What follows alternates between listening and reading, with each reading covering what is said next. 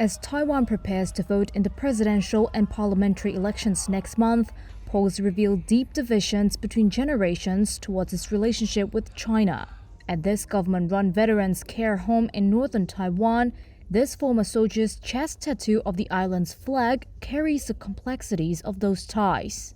Wang Zhiquan, who is 93, joined the Chinese army when he was only 13 and holds tragic memories of war. I still dare not watch the news when I watch TV. War is cruel and cold. When I started serving as a soldier, people were forced to enlist during the civil war between the Kuomintang and the Communist Party.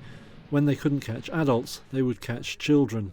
Defeated in the Chinese Civil War, the nationalist Kuomintang government fled to Taiwan 7 decades ago, but no peace treaty was ever signed to end the war.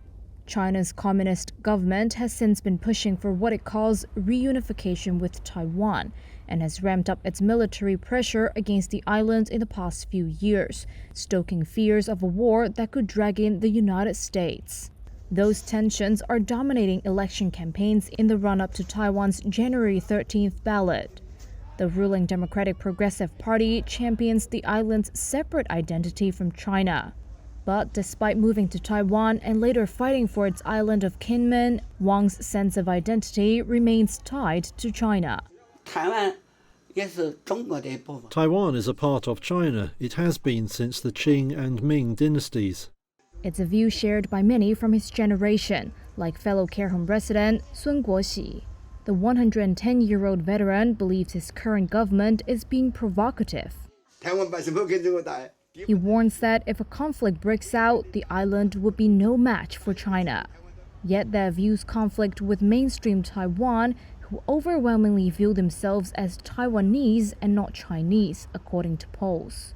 He is political scientist Song Wen-ti. There is certainly a generational shift. The older generation was a lot more likely to be for unification, and the younger generation a lot less likely. The younger people tend to have a separate, almost distinct Taiwanese national identity, as opposed to a more Chinese national identity.